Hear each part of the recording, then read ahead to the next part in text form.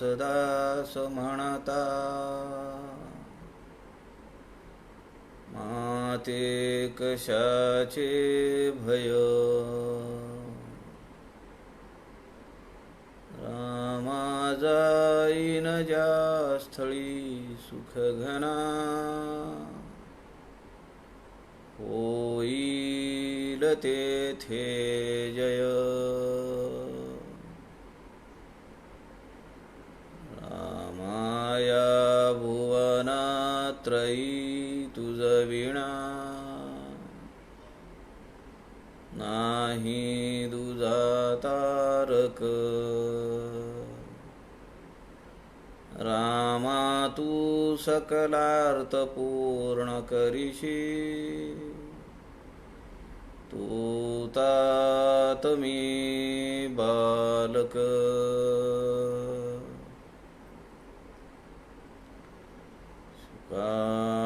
सारिखे पूर्ण वैराग्य ज्याचे, वसिष्ठा परी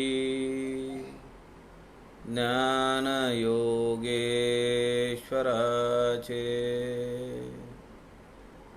कवी वाल्मिकी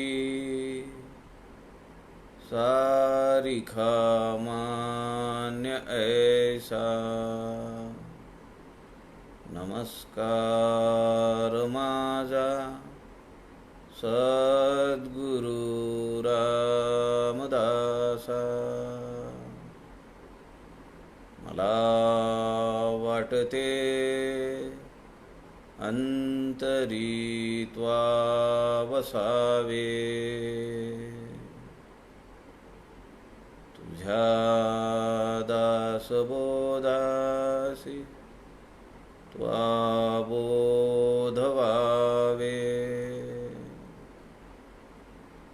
अपत्यापरी पाजवी प्रेमरसा, महाराजया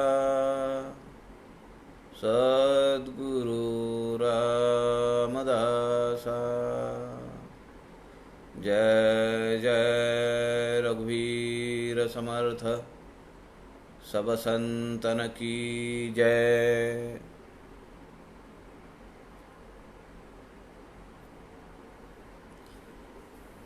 सज्जन हो, नमस्कार। सद्गुरु समर्थ रामदास स्वामींच्या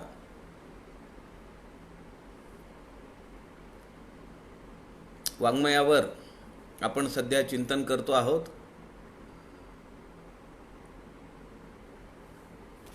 संत समागम या फेसबुक लाईव्ह पेजचे सूत्रधार आदरणीय प्रवीणजी शास्त्री दिवाकर यांनी आपल्याला हे व्यासपीठ उपलब्ध करून दिलेलं आहे। आपण समर्थकृत 11 लघुकाव्य याचा अभ्यास सध्या करतो आहोत। या 11 लघुकाव्यांपैकी जुना दासबोध अर्थात 21 समासी याचं चिंतन करण्याचा प्रयत्न आपण सध्या करतो आहोत। या 21 समासी दासबोधातील आपण काल 33व्या ओवीपर्यंत आपण आलो होतो। त्या अगोदर हा समास जो आहे हा समास सत्शिष्य लक्षणांचा आहे। जुन्या दासबोधामध्ये हा 5वा समास आहे आणि आपण जो प्रचलित दासबोध पाहतो त्या दासबोधातील दशक 5वा मंत्रांचा त्यामधला 3रा समास म्हणजेच सत्शिष्य लक्षण। आपण हेही पाहिलं ओवी क्रमांक 20 ते 28 या ओव्यांमध्ये शिष्य कसा पाहिजे त्याची 28 लक्षणं समर्थांनी सांगितली। ओवी क्रमांक 29 ते 33 मध्ये शिष्य कसा असावा त्याची 12 लक्षणं सांगितली. अशी एकूण 40 लक्षणं समर्थ रामदास स्वामींनी या ओवी क्रमांक 33 पर्यंत सांगितलेली आहे. यापुढे समर्थांनी ही जी ओवी क्रमांक 33 आहे त्यामधला शेवटचा जो चरण आपण पाहिला तर शिष्य असावा संसार दुःखी संतप्त देही असं सांगितलं. कालपर्यंत आपण इथपर्यंत विचार केला की शिष्याला त्याच्या उगमापर्यंत नेऊन घालण्यासाठी सद्गुरू त्याच्या आयुष्यात असलेल्या त्याच्या जीवनात असलेल्या दुःखांचं ते परिमार्जन करत नाहीत, ती दुःख काढून टाकत नाहीत, पण एक निश्चित करतात की ते दुःख सहन करण्याची ताकद, सहन करण्याची शक्ती ते देतात. आणि एकदा जर ती शक्ती आली, एकदा जर ती ताकद त्या शिष्यामध्ये आली दुःख सहन करण्याची, समर्थ या ठिकाणी शब्द वापरलाय समर्थांनी संतप्त देही. तो सगळीकडून असा त्रासून निघालेला आहे, पण त्याचा विश्वास आहे की सद्गुरू माझ्याकडे पाहत आहेत आणि सद्गुरूंना हे सगळं माहिती आहे. असा जो शिष्य असतो तोच परमार्थाचा अधिकारी होऊ शकतो असं समर्थ सांगतायत.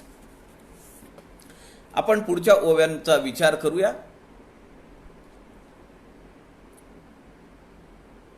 श्रीराम समर्थ श्रीराम.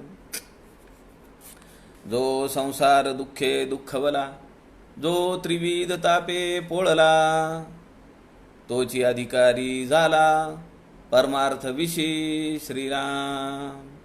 बहु दुःख भोगिले जेणे, तयासीच परमार्थ बाणे, संसार दुःखाचे निगुणे, वैराग्य उपजे श्रीराम. जया संसाराचा त्रास, तयासीच उपजे विश्वास, विश्वास बळे दृढ कास, धरिली सद्गुरुची श्रीराम. अविश्वासे कास सोडिली, ऐसी बहुतेक भवी बुडाली, नाना जळचरी तोडिली, मध्येची सुख दुःखे श्रीराम. या कारणे दृढ विश्वास, तोची जाणावा सशिष्य, मोक्षाधिकारी विशेष, अग्रगण्यो श्रीराम. जो सद्गुरु वचने निवाला, तो सायोज्यतेचा आखिला, संसार पांगे पांगिला, न वचे कदा श्रीराम. सद्गुरुहून देव मोठा, जयास वाटे तो करंटा, सुटला वैभवाचा फाटा, सामर्थ्य विशेष श्रीराम. या ओव्यांमध्ये समर्थ सांगतायत की शिष्याच्या जीवनामध्ये, त्याच्या प्रपंचामध्ये जी दुःख त्याला सहन करावी लागतात, त्या दुःखातून त्याच्या असं लक्षात येतं की हे सगळं झूट आहे, हे सगळं मिथ्या आहे. ज्याच्यासाठी मी सगळं आयुष्य राबलो ते माझ्यासोबत काहीही येणार नाही. आणि मग अशा ठिकाणी त्याला वाटतं की मग माझा परिहार कोण करील, मला आश्रय कोण देईल, मला आपला कोण म्हणेल. तेव्हा त्याच्या लक्षात येतं की केवळ भगवंतच सत्य आहे, बाकी सब झूट आहे. म्हणून समर्थ या ठिकाणी म्हणतात, जो संसार दुःखे दुःखवला, जो त्रिविध तापे पोळला, तोची अधिकारी झाला परमार्थ विषयी. पारमार्थिक वाटेवरून चालण्याचा अधिकार कुणाला आहे? गर्भ श्रीमंत प्रभू श्री रामचंद्र आहेत, गर्भ श्रीमंत मीराबाई आहे. त्यांना वाटतं का की श्रीमंतीचा आपण उपभोग घ्यावा?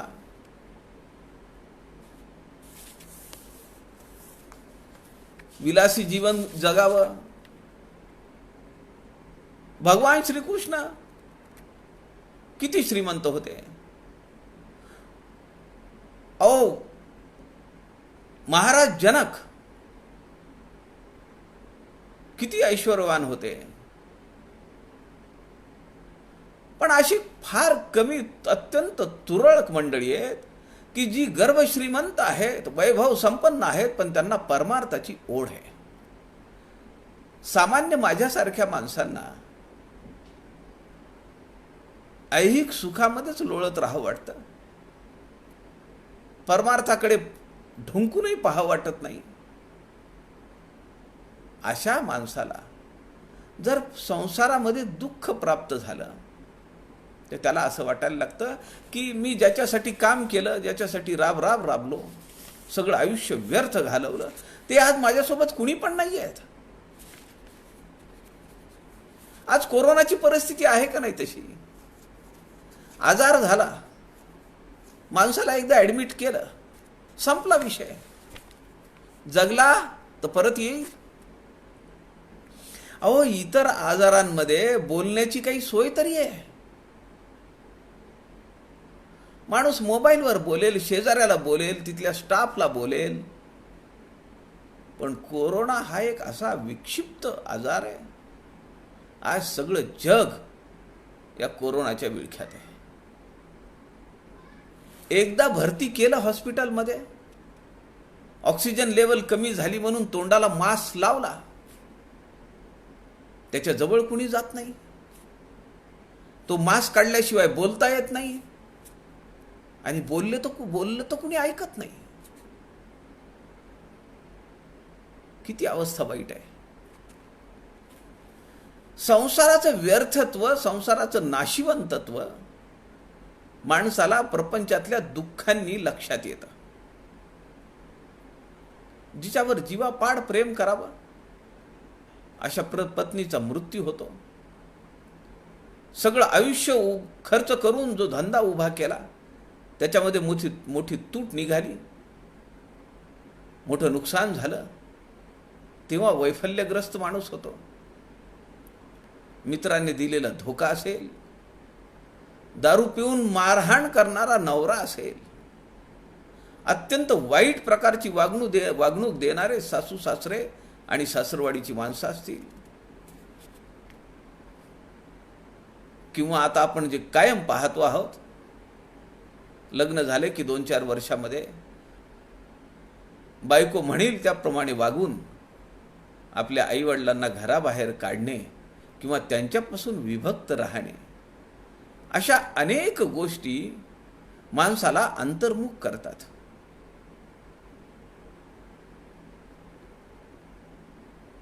आणि मग तो काय करतो की तो भगवंताकडे आकृष्ट होतो. त्याला असं वाटतं की हे सगळं जग दुःखमय आहे. या व्यतिरिक्त समर्थ असं सांगतात,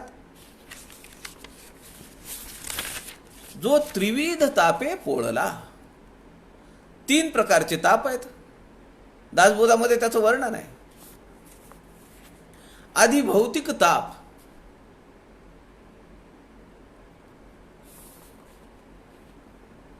भूतांपासून निर्माण झालेले ताप. त्यामध्ये पंचमहाभूत आली, कडा कोसळला, वीज पडली अंगावर, भूकंप आला, सुनामी आली. उन्हाळ्यामध्ये तीव्र 50, 47, 48 डिग्री सेंटीग्रेड पर्यंत तापमान गेलं. भंडारा, चंद्रपूर या ठिकाणी जाऊन बघा, 47, 48 पर्यंत तापमान जातं. पावसामध्ये वाहून जावं लागतं. भूताचे नि संयोगे, आधी भौतिक ताप किती सहन करावं लागतं माणसाला. आध्यात्मिक ताप, देह, इंद्रिये आणि प्राण.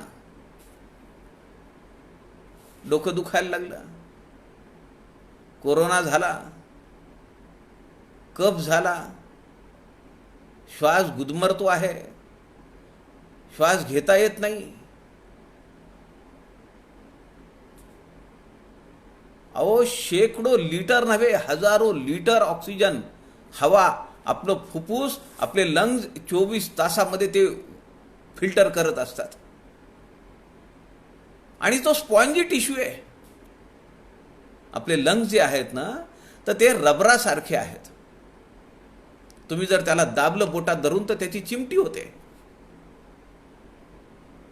पण जेव्हा कोरोना होतो तेव्हा हे सॉलिड होतात, दगडासारखे कठीण होतात. मग श्वास आत घ्यायचा, त्याला शुद्ध करायचं, त्याला फिल्टर करायचं, पुन्हा बाहेर फेकायचा, हे होत नाही.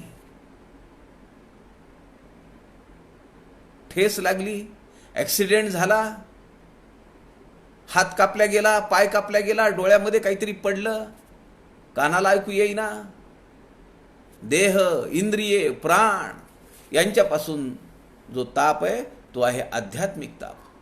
आधी भौतिक पाहिला, भूतांपासून निर्माण झालेला, त्यांच्या संयोगामुळे निर्माण झालेला ताप तो आधी भौतिक. आध्यात्मिक देह, इंद्रिय आणि प्राण यांच्यामुळे. आणि आधी दैविक, त्याला नाव दिलंय शुभाशुभ कर्मणे. आम्ही जे काम करू, आम्ही जे कर्म करू, त्याचं फळ म्हणून आम्हाला जे काही मिळेल तो हा आधी दैविक ताप आहे.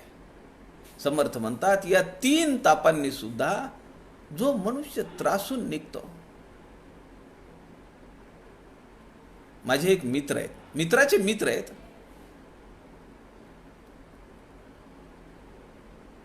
वडील आणि आई पुण्यात असतात. या दोघांना ॲडमिट केलं एका हॉस्पिटलमध्ये, पण वेगवेगळ्या फ्लोअरला. मुलं बाहेर आहेत. इथं दोघं नवरा बायको आणि दोघं आई वडील राहायचे. नंतर हे पॉझिटिव्ह झाले, ॲडमिट झाले. नंतर बायको ॲडमिट झाली दुसऱ्या हॉस्पिटलमध्ये.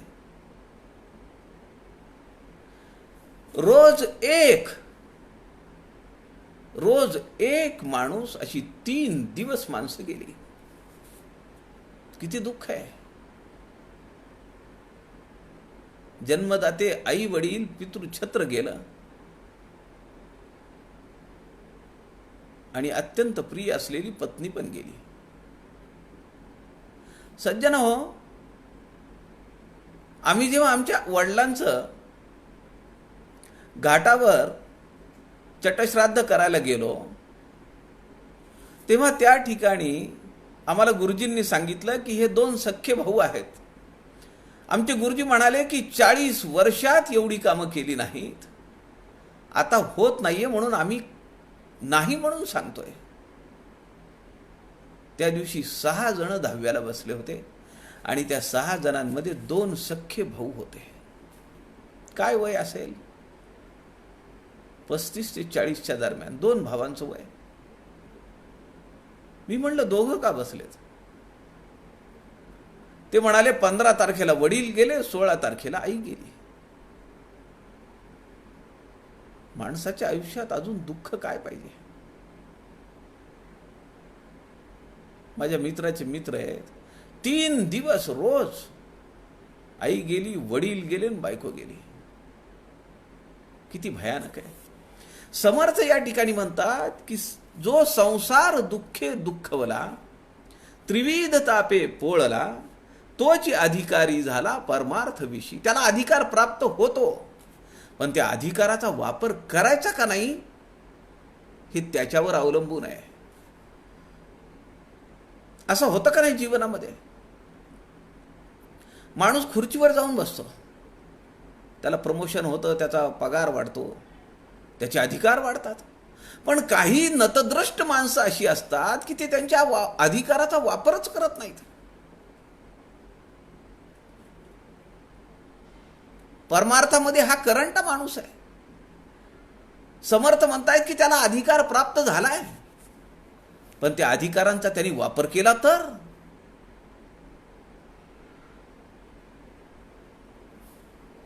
बहु दुःख भोगिले जेणे तयासीच परमार्थ बाणे संसार दुःखाचे निगुणे वैराग्य उपजे श्रीराम.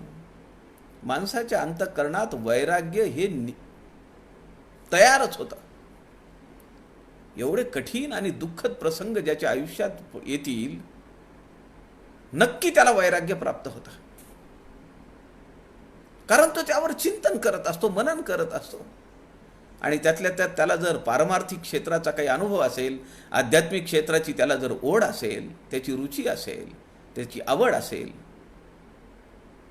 तर त्याच्या जीवनामध्ये वैराग्य प्राप्त व्हायला वेळ लागत नाही. मी एकदा सज्जनगडला गेलो. सज्जनगडला गेलो, माझ्या रूममध्ये एक गृहस्थ आले, कुलकर्णी नावाचे.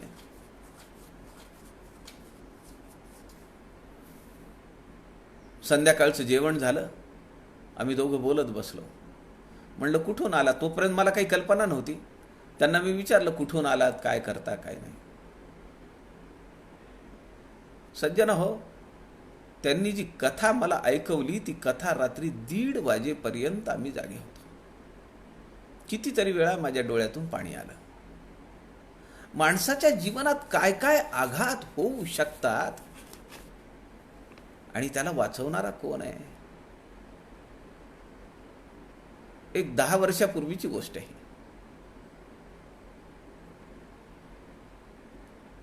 ते लातूरचे होते. त्यांचा फार मोठा प्रिंटिंग व्यवसाय होता. ते मला म्हणाले की लातूर जिल्ह्यातलं कुठलंही काम, शासकीय काम माझ्याशिवाय बाहेर होत नव्हतं. जेव्हा मला शक्य नसेल तेव्हाच मी त्यांना सांगत होतो की तुम्ही यांच्याकडे जा, त्यांच्याकडे जा. एवढी मोठी प्रेस. व्यसन लागलं दारू पिण्याचं, दारू प्यायला लागले. ते एवढे आहारी गेले की त्यांनी बायकोची सगळी दागिने विकले. अहो, एवढंच नव्हे तर त्यांनी मला सांगितलं की त्यांना काम चांगलं केल्याबद्दल जे पुरस्कार मिळालेले होते, जे मेडल्स मिळालेले होते, ते सुद्धा त्यांनी विकले. बायको माहेरी निघून गेली. तिला मारहाण होऊ लागली, घरात खायला नाही, प्यायला नाही. त्यांचा एकुलता एक मुलगा आजारामध्ये गेला, त्याला औषध पाण्यासाठी पैसे नाही देता आले.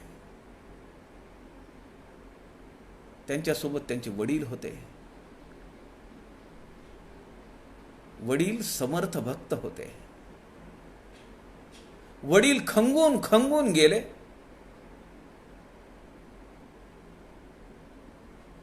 यांचा व्यसन एवढं वाढलं, यांच्या मित्रांनी यांना गाडीमध्ये टाकून ते अल्कोहोलिक अनॉनिमस जी संस्था आहे त्या संस्थेमध्ये हातपाय बांधून नेलं.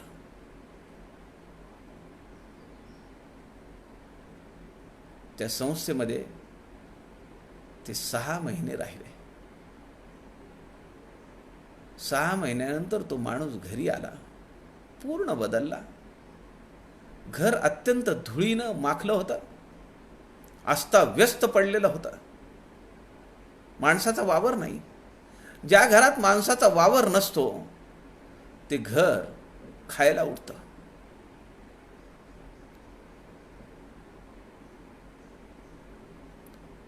घरी आल्यानंतर त्यांना पश्चाताप झाला. ते म्हणले ढसाढसा रडलो. आणि ते सगळं साफ करत असताना त्यांच्या हातात दासबोध लागला. त्यांनी उघडून बघितला. सद्गुरूंची कृपा झाली. संसार दुःखे दुःखवला, जो त्रिविध तापे पोळला, तोची अधिकारी झाला परमार्थ विशी. आणि माणसामध्ये अत्यंत कायापालट झाला. ते मला म्हणाले, मी माझा पुन्हा व्यवसाय चालू केला आहे, बायकोला आणला आहे, आता आमचा संसार चांगला चालू आहे. ते म्हणाले, लातूरला जेव्हा तुम्ही याल, मी माझ्या मित्राचं नाव सांगितलं की मी त्यांच्याकडे येत असतो. ते म्हणाले, ते माझ्या बाजूच्या गल्लीत राहतात आणि त्यांनी मला आमंत्रण दिलं. ते म्हणाले, मी तुम्हाला जेवायला या याचा म्हणणं आग्रह करणार नाही, पण मी तुम्हाला आग्रह करीन की माझ्या घरी पान खाण्यासाठी या, विड्याचं पान खाण्यासाठी या.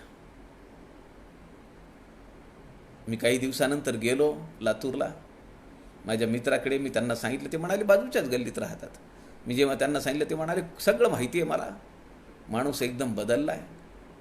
अधिकार प्राप्त झाल्यानंतर तो गाजवता आला पाहिजे. त्या अधिकाराप्रमाणे आपलं मागणं मागून घेता आलं पाहिजे सद्गुरूला, मग कृपा होऊ शकते.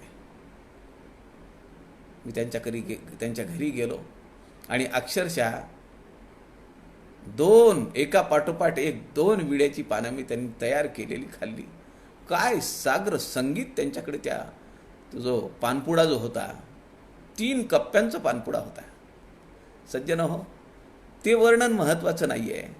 मला सांगायचा उद्देश इथं असा आहे की आपल्या संसारामध्ये, आपल्या प्रपंचामध्ये जे त्रास, जी दुःख आपल्याला येतात, त्यातून आपला परमार्थविषयी अधिकार वाढतो. पण त्याला कंडिशन काय आहे, तर अंतःकरणात वैराग्य उपजलं पाहिजे. वैराग्य निर्माण झालं तरच हे होऊ शकतं. पुढे समर्थ म्हणतात, जया संसाराचा त्रास, तयासीच उपजे विश्वास, विश्वास बळे दृढकास, धरिली सद्गुरूची श्रीराम. भगवंताबद्दल आमच्या मनात विश्वास कधी उपजेल? सद्गुरूंबद्दल आमच्या अंतःकरणामध्ये कधी विश्वास उपजेल? समर्थ म्हणतात, जया संसाराचा त्रास. आपण सगळे या फेजमधून गेलेलो आहेत. विचार करा, कुणाला काही दिवसांसाठी, कुणाला काही महिन्यांसाठी, कुणाला काही तासांसाठी का होईना, पण वैराग्य हे उत्पन्न होतं. आणि त्यातल्या त्या संसारामध्ये जर अनेक आघात झाले तर माणसाचं मन आक्रंदून निघतं, तळमळून निघतं. आणि मग त्याला विश्वास वाटायला लागतो की ज्यांच्यासाठी मी आयुष्यभर खस्ता खाल्ल्या, मर मर मर मर करून मी पैसा जमवला, वैभव जमवलं, श्रीमंती जमवली, पण मी कोरोनाने आजारी पडल्यानंतर यातलं काहीही सोबत येत नाही. लोक लाखो रुपये घेऊन उभे आहेत. तुमच्या माहितीसाठी सांगतो, जी लोक गेली आहेत उत्तर प्रदेशच्या बॉर्डरवरची, कोरोनाने जी लोक गेली आहेत, त्यांना जाळण्यासाठी लाकडं नाही आहेत. असे देह गंगेमध्ये सोडून देण्यात येत आहेत.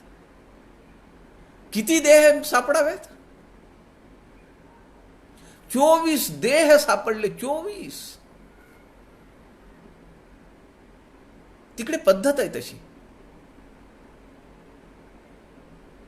एक 5-6 वर्षाखाली आम्ही नैमिषारण्यात गेलो होतो. आमच्या नांदेडचे परमपूजनीय श्री विश्वास शास्त्री घोडजकर गुरुजी होते. आपल्या या संत समागम व्यासपीठाचे सूत्रधार आदरणीय प्रवीणजी शास्त्री सोबत होते.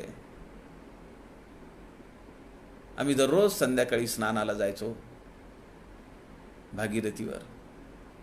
जवळच होतो, साईबाबा धर्मशाळेत आम्ही उतरलो होतो. आणि पायी जर गेलं तर 4थ्या मिनिटाला आपण नदीच्या पात्रात. विशाल पात्र, वाहणारं पाणी. कोरोनाचं वर्णन नको, कारण आपल्याला त्यापासून भय वाटतं. मान्य आहे मला.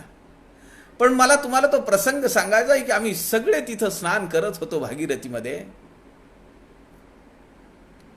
आणि अचानक दुर्गंधी सुटली. आम्हाला समजेना की नक्की काय झालंय.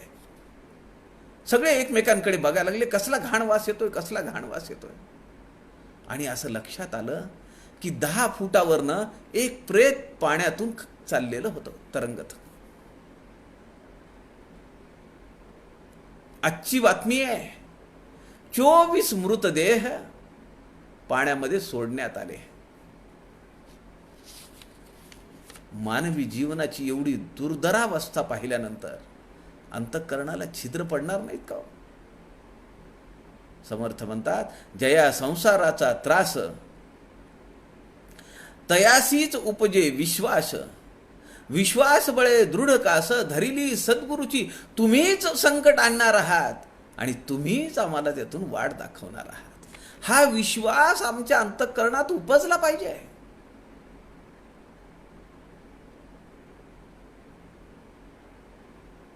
रवींद्रनाथ टागोरांची कविता आपल्याला माहिती आहे.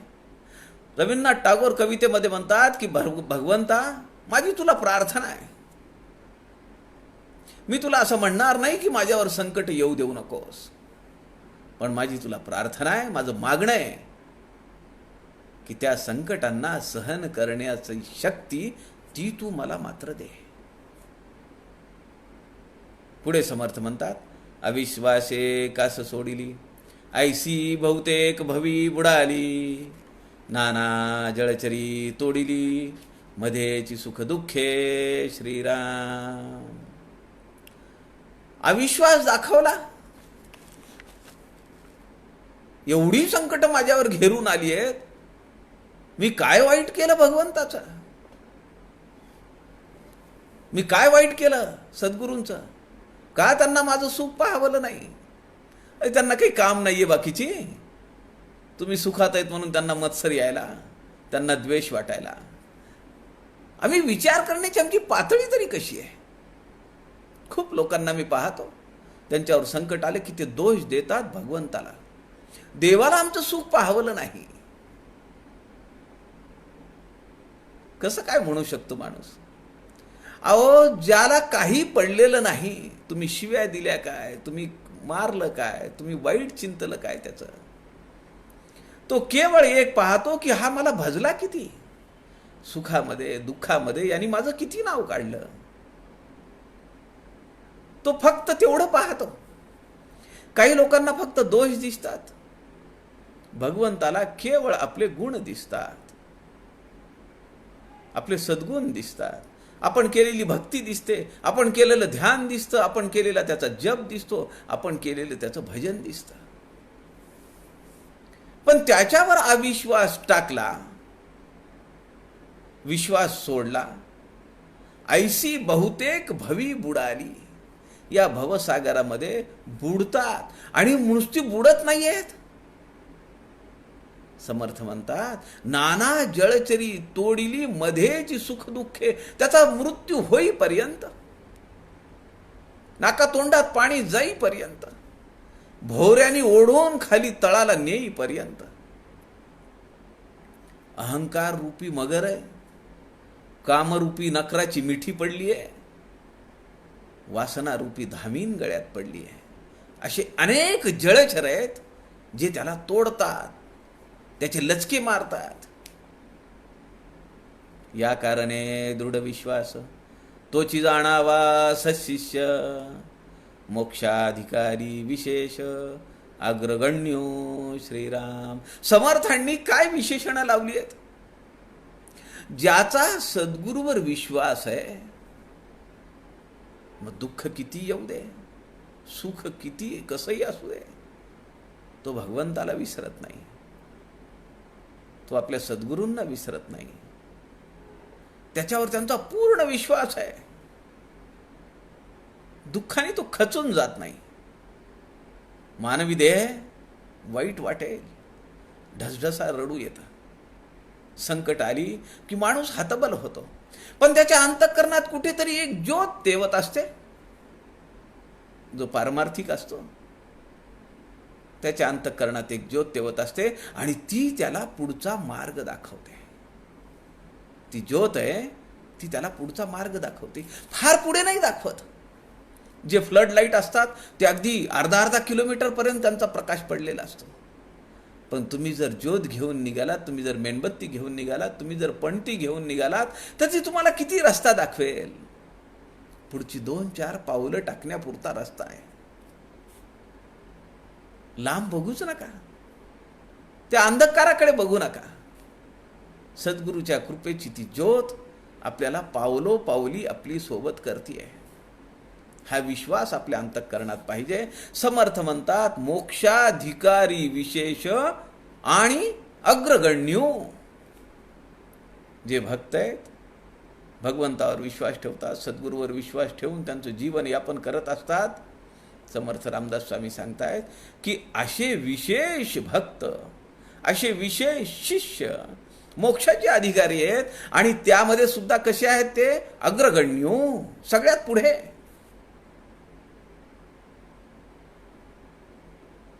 आता सध्या काय 100 डोसे आले, 50 डोसेस आले, 100 डोसे, 150 डोसेस आले. पण याचा पहिला नंबर आहे. डोस एक येत नाही, 50-60वा नंबर नाही, 200-250वा नंबर नाही, पहिला नंबर अग्रगण्य मिळणार लस. अशी भगवंताची कृपा आहे. जो सद्गुरु वचने निवाला, तो सायोज्यतेचा अखिला. संसार पांगे पांगिला, न वचे कदा श्रीराम. समर्थ म्हणतायत, जो सद्गुरु वचने निवाला, सद्गुरूंच्या वचनावर ज्याने विश्वास ठेवला. मुख्य सत्शिष्याचे लक्षण: सद्गुरु वचनी विश्वास पूर्ण, अनन्य शरणागतता आणि सद्गुरूंवर असलेला विश्वास. तो निवतो, तो शांत होतो. दुःख त्याच्या डोक्यावर आहे, पण दुःखातून तो हतबल होत नाही, असहाय्य होत नाही, थकून जात नाही, तुटून पडत नाही.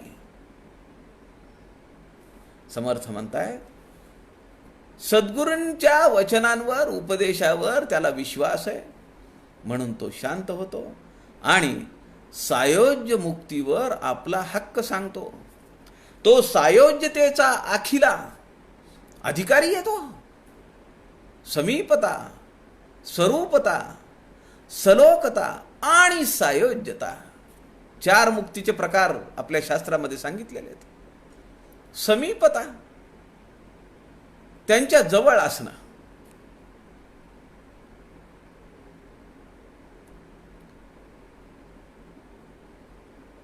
दत्तगुरूंच्या शेजारी आजूबाजूला गाय आहे, श्वान आहेत. समीपता. स्वरूपता, त्यांचे अवतार घेणं, त्यांच्या स्वरूपाप्रमाणे खाली जन्म घेणं. सलोकता, वैकुंठवासी, कैलासवासी, स्वर्गवासी, त्या लोकांमध्ये जाऊन राहणं. समर्थ म्हणतात, या तिन्ही मुक्ती नाशिवंत आहेत. समीपता, स्वरूपता आणि स्वलोकता, या तिन्ही मुक्ती कशा आहेत? नाशिवंत आहेत. अहो, भगवंत जिथं सुद्धा प्रलयामध्ये राहू शकत नाही, त्याच्या जवळ असलेले, त्याच्या स्वरूपात असलेले, त्याच्या लोकात असलेले कोण राहील? पण हा जो शिष्य आहे, हा जो सत्शिष्य आहे की ज्याने आपल्या सद्गुरूंच्या वचनांवर पूर्ण विश्वास ठेवलेला आहे आणि अनन्य शरणागतता दाखवलेली आहे, तो सायोज्यतेचा अखिला, सायोज्य मुक्तीवर त्याचा अधिकार तो प्रस्थापित करतो. सायोज्य मुक्ती ही जन्म मृत्यूच्या पलीकडे नेऊन सोडते, परब्रह्म स्वरूपाची प्राप्ती करून देते. त्यालाच आपण कैवल्य म्हणतो, त्यालाच आपण मोक्ष म्हणतो, त्यालाच आपण मुक्ती म्हणतो. संसार पांगे पांगिला, न वचे कदा. असा सत्शिष्य भले तो संसारात असेल, सामान्य माणसासारखा दिसत असेल, सामान्य माणसासारखा वागत असेल, पण संसाराच्या दुःखातून येणारं वैफल्य, संसाराच्या दुःखातून येणारं अपंगत्व त्याला बाधत नाही. संसार पांगे पांगिला, न वचे कदा. पुढे समर्थ म्हणतात,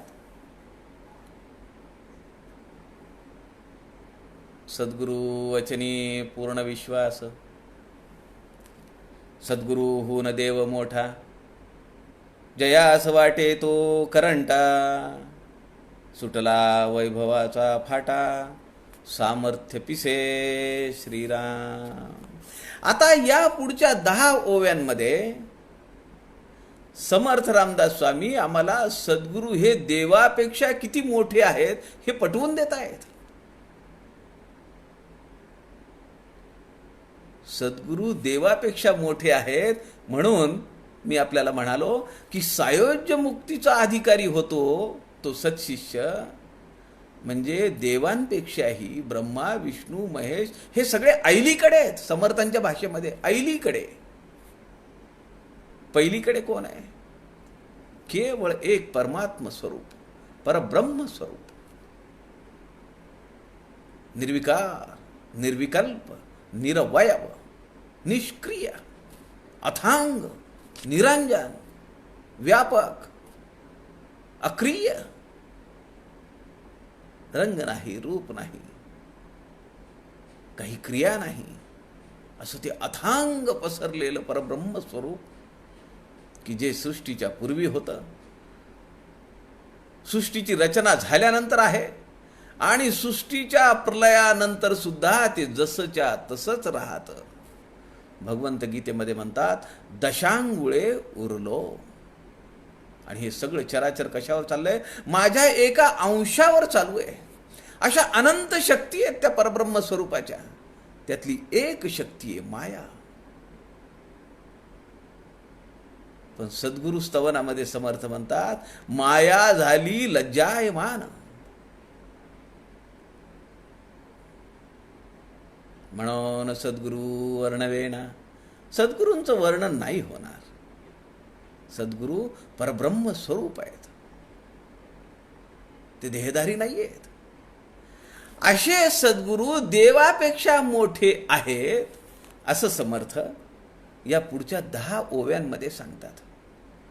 या 40व्या ओवीमध्ये त्याची सुरुवात आहे. समर्थ म्हणतात सद्गुरुहून देव मोठा, जयास वाटे तो करंटा, सुटला वैभवाचा फाटा, सामर्थ्य पिसे श्रीराम. यात एक थोडी गंमत समर्थांनी या ओवीमध्ये सांगितली आहे.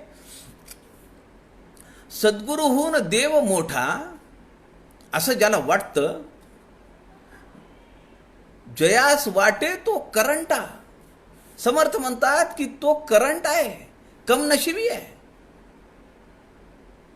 सुटला वैभवाचा फाटा, सामर्थ्य पिसे. त्याला असं वाटतं की सद्गुरू हे देहधारी आहेत, त्यांच्यापेक्षा देव मोठा आहे. म्हणून त्याला असं वाटतं की देवाचं सामर्थ्य मोठं आहे. पण असं नाहीये. तो एक दोहा आहे, गुरु गोविंद दोनों खड़े काके लागे पाय, गुरु बलिहारी अपने गोविंद दियो बताए. गुरु आणि भगवान एकत्र उभे आहेत. कुणाच्या पाया पडायचं?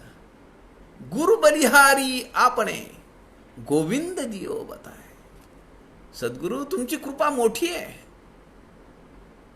तुमची जर माझ्यावर कृपा झाली नसती तर मी या देवाला कधी याचा माझा परिचय कधी झाला असता. म्हणून आपण मोठे आहात. सद्गुरूंच्या प्रती अशीच निष्ठा आपल्या अंतःकरणात राहावी. आणि सद्गुरू हे देवापेक्षा कसे मोठे आहेत हे पुढच्या 10 ओव्यांमध्ये समर्थांनी आपल्याला पटवून दिलंय. त्याचा विचार उद्याच्या सत्रामध्ये आपण करूया. आपल्या सगळ्यांच्या हृदयस्थ परमेश्वरास वंदन करतो.